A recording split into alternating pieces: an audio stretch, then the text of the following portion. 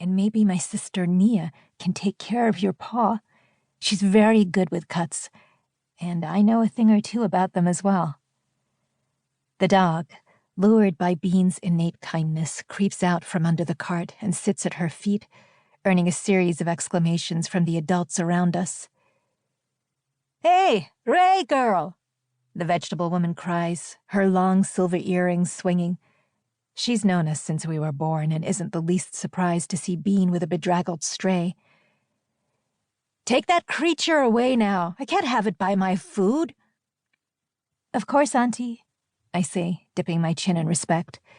"Bean, do you think the dog can make it to our cart? You know where Mama left it." "Sure she can," Bean says, one hand buried in the patchy bit of fur about the dog's neck, scratching vigorously. I wince.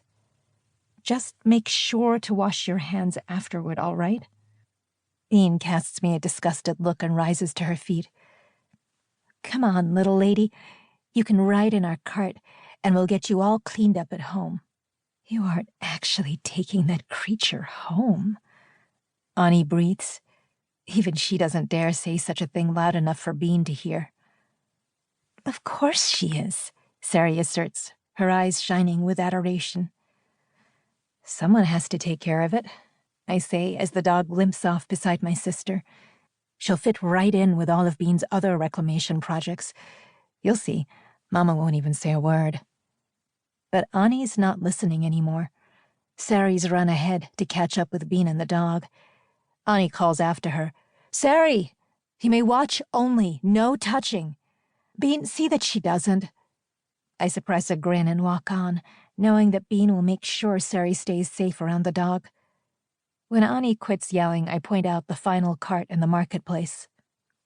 "Good news. I've found your radishes."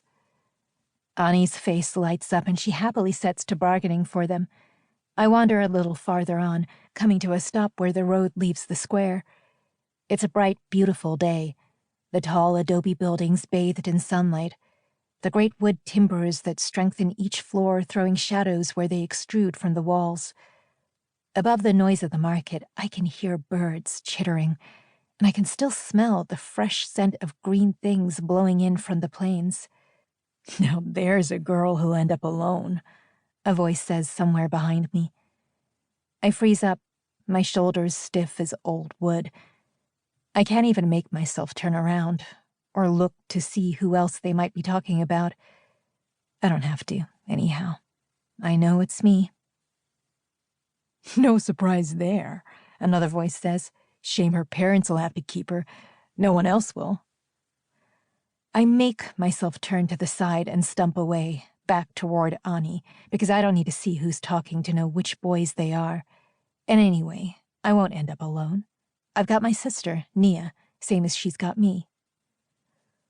"What is it?" Ani asks as I reach her. She glances past me.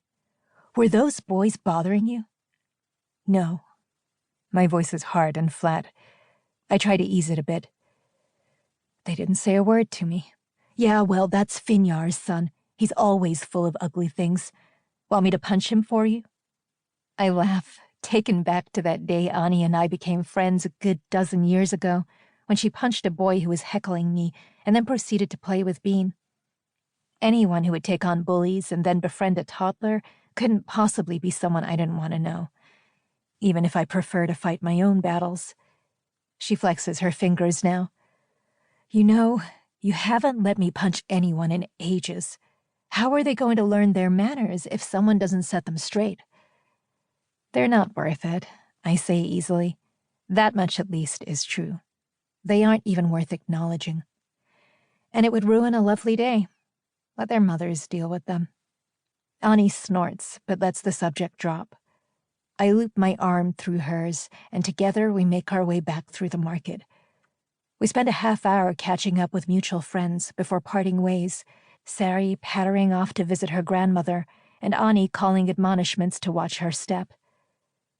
Ani and I get along wonderfully, Mama once told me, because at heart we were both cut from the same stubborn cloth, tight-woven and sheltering. Ani would go to war for her friends and for her sister, and I've learned to do whatever it takes to protect my own.